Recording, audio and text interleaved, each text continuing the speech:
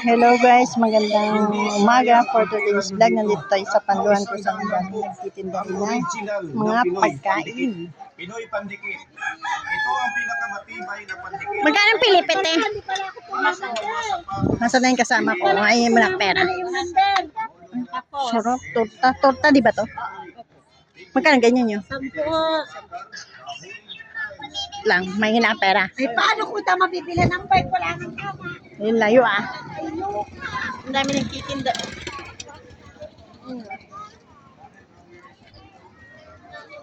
Ayun.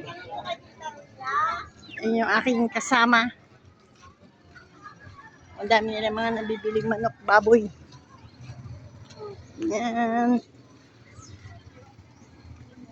O, yan na.